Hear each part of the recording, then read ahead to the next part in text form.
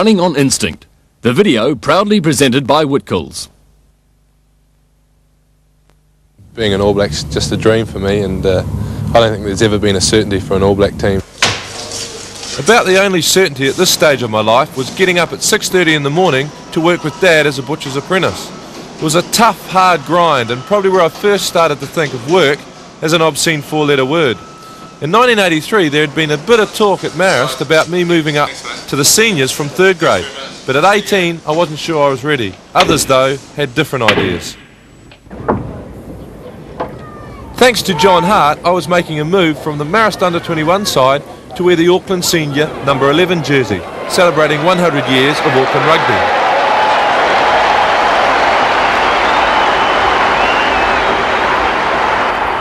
There had been a lot of talking done by Hardy and my family before everyone agreed that the opportunity was just too good to turn down. There was a guy just slightly older than me playing first five in those days, with a good turn of pace as well. His name was Grant Fox. Although it was the biggest game of my life at that stage, thanks to the planning of John Hart and the friendliness of the other players, I actually felt pretty comfortable in this historic game. Historic because Foxy scored 2 tries. A couple of weeks later I was still in the Auckland team playing against the British Lions.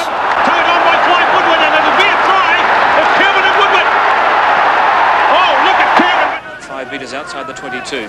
I made the New Zealand Colts in '83 along with Grant Fox, Sean Fitzpatrick and Ginge Henderson, and a couple of Aussies to remember. I was so determined to stop David Campese that day. He simply passed to Matt Burke for the try, and we lost, and I learned a lot of lessons about playing on the wing.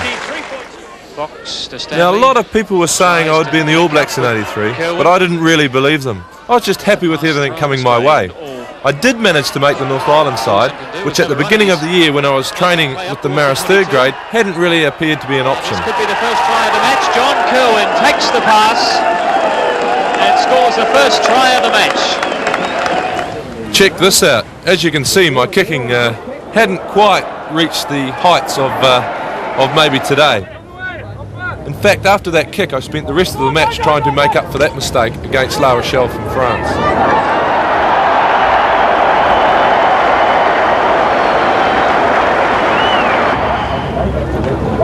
This was an Auckland team starting to realise its potential, and against La Rochelle that day in '84, we were simply enjoying moving the ball around.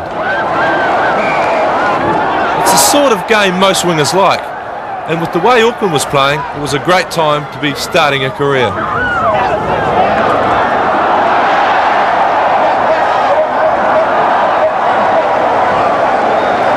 Everything had been moving pretty fast for me. At the beginning of 1983, I was a surfie who was looking forward to a season with the Marist 3rd grade. At the beginning of 1984, I was an Auckland winger and hoping for a chance with the All Blacks. Where are you drones watching it? Lucky I had a good family to keep my feet on the ground. Yeah. What are you going to do with those? You put them in the microwave? It's your dinner. I'm not home for dinner. Oh, aren't you? No. Oh, no. Oh, no. Cooked all this dinner.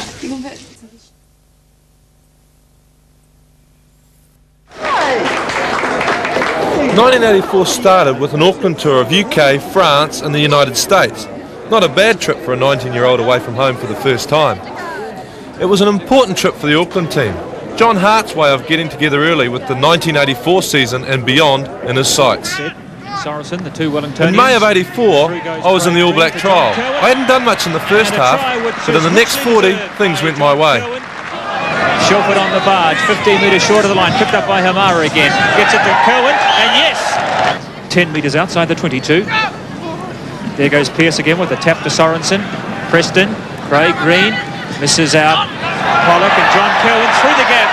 Oh, John Kirwan, this man must be an All Black surely in 1984. Now, mate, now! Brendan Telfer was right.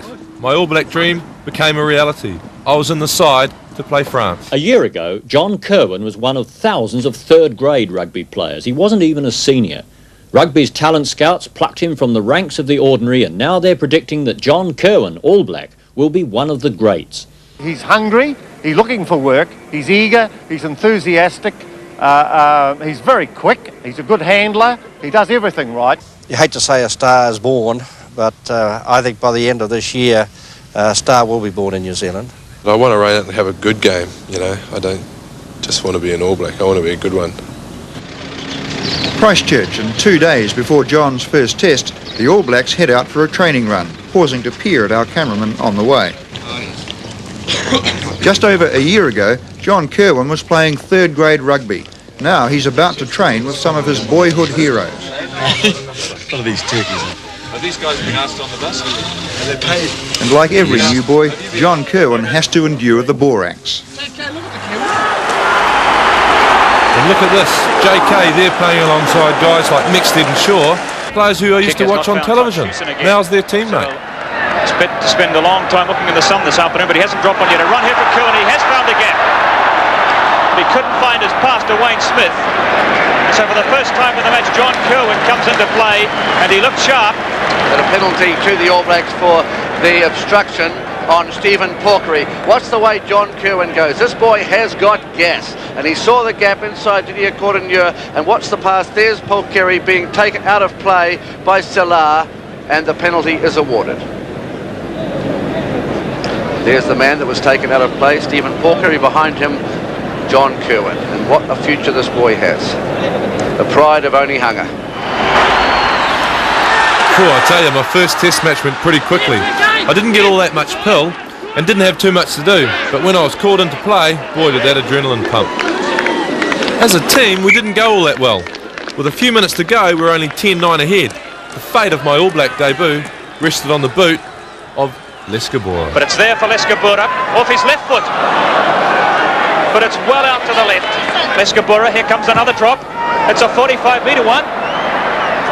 But again, it's out to the right. It's there for the French. Leskabora, again off his left foot.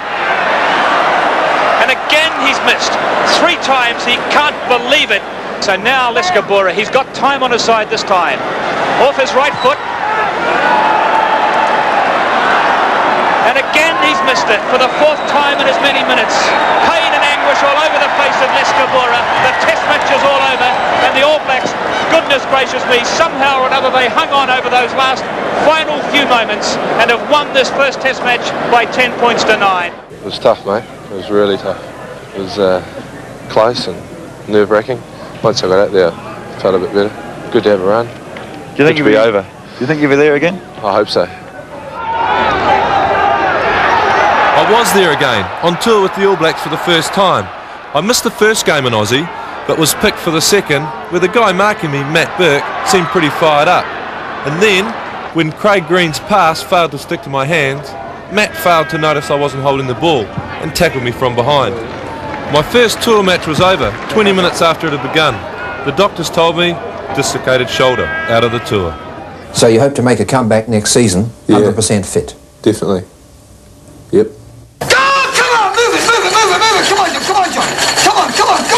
19 years old and I was already starting a comeback. After being advised not to rush back too early, I spent the summer working on my fitness with Jim Blair. After an operation to take out the massive screw used to keep the shoulder down, I was back on the training field. I've been working out at the Institute of Sport and Health under Jim Blair, who's set me out a program for the last, I think it's about 12 or 14 weeks. And I've just been under his training and it's come along okay. I made the All Blacks for the home series against England, but the day before the second test, I was told my father had had a heart attack. I was going to pull out, but the family told me to stay. I spoke to Dad that night and promised I'd score a try for him. First test try for John Kirwan. 1985 finished with a tour to Argentina instead of the South African visit, which had been called off in the High Court. I had a great time in Argentina. It was a good tour. But it wasn't where the team really wanted to be. That was South Africa. Somewhere, most of my teammates were off to the next season without me. Lovely pass to Herbert. Kirwan takes it. At the beginning of '86, I joined the World 15 in London for the IRB celebrations, with a number of the All Blacks who were planning to go straight to Africa to join up with the Cavaliers. Loveridge, Bota, inside to Kirwan, must be a try all the way. The 20-year-old from New Zealand has done it, and he must be absolutely thrilled. It was a tough time, but I made my decision. I was going home. Oh, nice to have you home.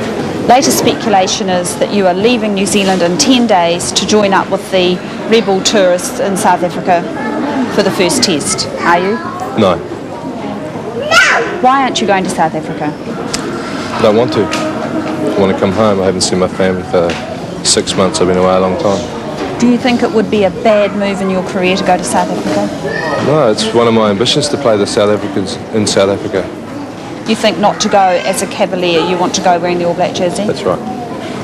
Do you think they've made the wrong decision? No, I don't. It's their decision. How much pressure was put on you in London over the weekend to go to South Africa with them? None whatsoever. Perhaps the most positive thing about missing the Cavaliers was the chance to play for the Baby Blacks. With most of the senior All Blacks in South Africa, the selectors had to go for almost a completely new side. With 7 tests, suddenly I was the most experienced guy on the team. And this was a pretty special team. As I say in the book, we were 15 New Zealanders up against the odds, and the public was right behind us. Even though no one was really giving us that much of a chance. Those factors all helped in the end for one of the most enjoyable All Black victories I'd been in. John Kirwan, with the strength of Kirwan, found Harvey. Here's Brewer, Mike Brewer. Great try to the All Blacks.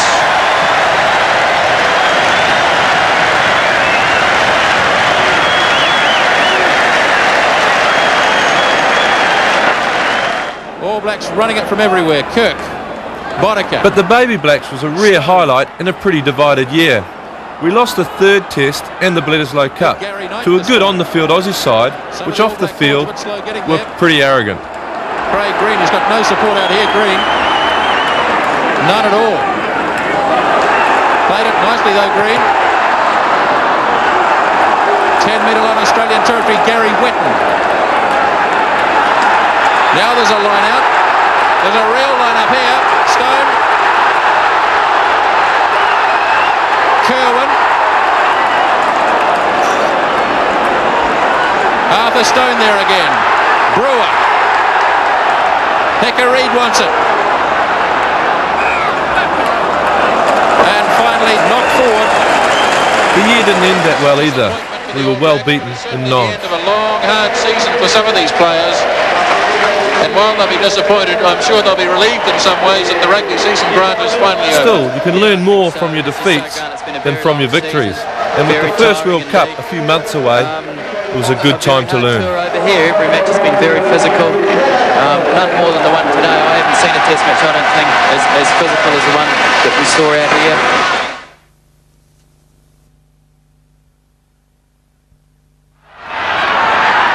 87 was a good year to me, right from the beginning. This try I scored against Queensland would have to rank amongst my favourites because of the good players I beat.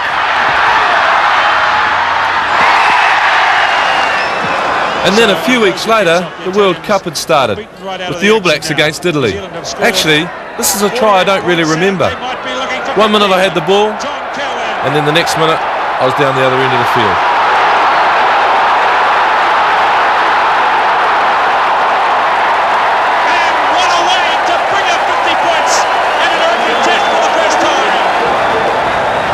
Quickly thrown to Anderson. The All Blacks keeping the game fluid. John Kirwan hasn't had a try yet, but he might get one here. And he will. Clean through. Our toughest match of the World Cup in '87 was the quarter-final against Scotland. I was pretty sure I scored this try, but it was disallowed for shepherding. Have a look and see what you think.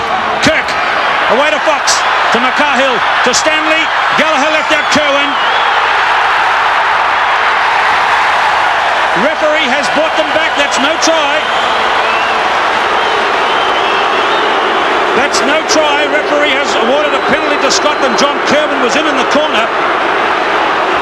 Well, it was actually because they pushed the ball behind John Gallagher, who came inside Kirwan, and therefore, according to Mr. Burnett, that's shepherding or crossing behind the player. They've been quite consistent on that in the tournament. Fair call, I thought.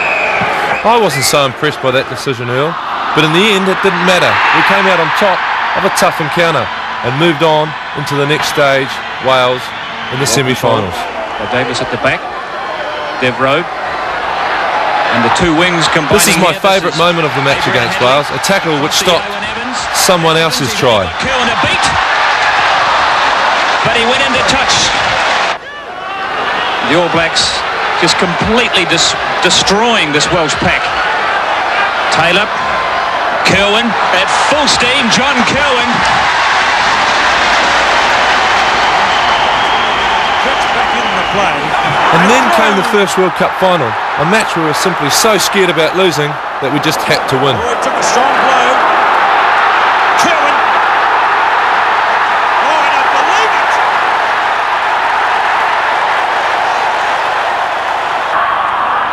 The next year in '88, the All Blacks machine kept rolling on. I managed 6 tries in 2 tests against Wales, coming up against Glenn Webb in the first test in Christchurch. As always, there wasn't too much love lost on the field, but when the game is over, that's the opportunity to make friends. And Glenn, well, he wasn't a bad guy, really. Deans, Fox, Stanley, Kirwan. And that's what happens when you spin it wide. After finishing off the Welsh, it was on to the Aussies. Chance for Kirwan. John Kirwan cleaned out Campisi and scores. Now Deans. Carried on by Alan Wetton to the 22. Steve McDowell plays halfback. Fox to Schuster. Stanley. Gallagher. Kirwan.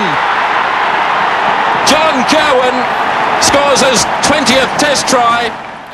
In the second test, I should have scored here by stepping on the pace. Instead, I slowed to go in and out before I realised it was a lock chasing me. Cutler chasing. Kirwan, yes. No. He's in touch. Put his foot in touch. Well, how did Steve Cutler get across there? Magnificent effort by Cutler. Kirwan just leaves Campisi, comes in and goes out and leaves them brilliantly, and Cutler's made a stupendous effort to get across and put enough pressure on to put his foot out before he goes in. In the end, I did manage to cross the line, which drew the test match. So for that reason, it was a pretty important try. Kirwan, John Kirwan.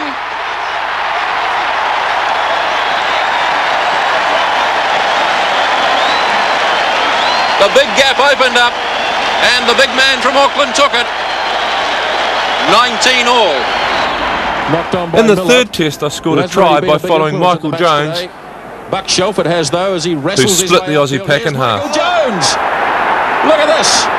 Where's the support? Kirwan! Sensational try!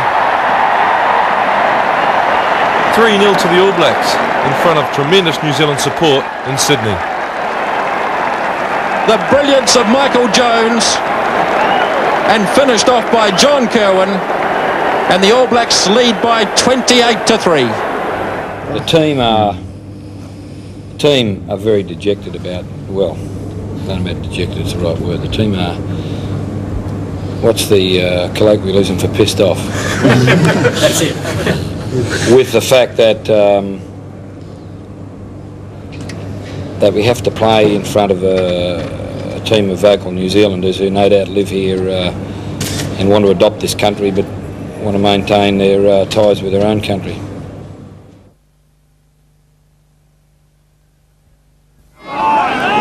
In the early stages of the '89 tour of Wales and Ireland, I was having a little bit of trouble with my Achilles, and I wasn't going to play against Pontypool. But when Grizz told me the back line, I just had to play. Gallagher, what a good counter-attack this could be. Tuigamala again. Wide to Stanley now. Kirwan looking good. John Kirwan. Oh, and there's try number 3. And a brilliant counter-attacking try begun way back.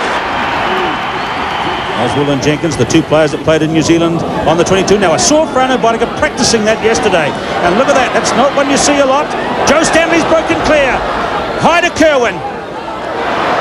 Up it comes, carried on by Walter Little. Kirwan on the deck. My Achilles just went. I knew it was bad when I tried to stand up and just couldn't. The Achilles tendon had snapped, and another tour was over early. Churchill swinging some big roundhouse swings at Zinzanbrook. Nobody wants to see it end this way. Had a terrible year last year with injury, didn't he? So that's very sad. It was time for another injury comeback, but this time with the company of Michael Jones getting back from his knee injury. Both of us were spending a lot of time with Doc and Abbo. I'm trying to learn to take it easy and do all that I'm told. Yesterday I went to Doc Mayhew and he made me sign a piece of paper saying that I wouldn't take it out of the splint for a month. When the cast came off my leg, I could hardly walk, but I was determined to keep training, so I spent a lot of time in the pool. And then 5 months after the Pontypool game, I was finally allowed to run. No guts, no glory, I guess is the best way to do it. I think the first thing you've got to establish is that you want to play a game, and I really want to play. So you've just got to say, well, you want to play, you've got to do the hard work. The next stage was my first game of rugby for the Marist Senior Reserves. There was a bit of interest in how I came through that day, and I certainly appreciated the support. In the end, after my first game back, I was pretty happy.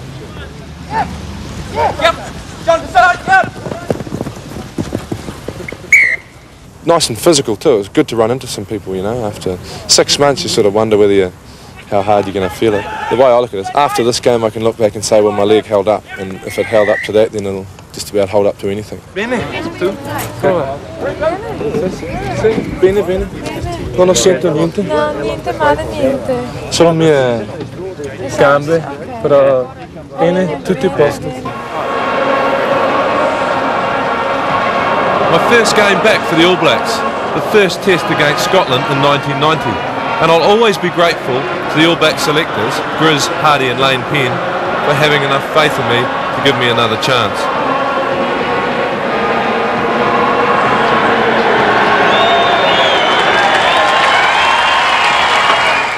Basham again, caught by Calder.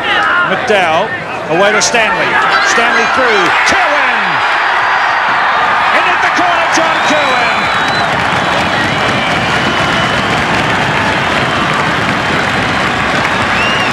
Some serious faces in the Scottish reserves. His first real running chance since he's been back in Test rugby. He missed the 2 internationals on the tour to Wales and Ireland, but here he had a chance. It was a very tight little run for him right by the touchline. McDowell made the dash here. Away to Stanley. Always a good pass from Stanley. He pushed through, and look at Kirwan right on the touchline, straight as an arrow in at the corner.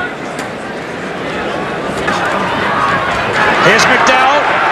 The Scots look a wee bit sluggish here. Fox, Kirwan again. He's got Gary Wetton waiting wide. Gary Wetton. Kirwan gets his second.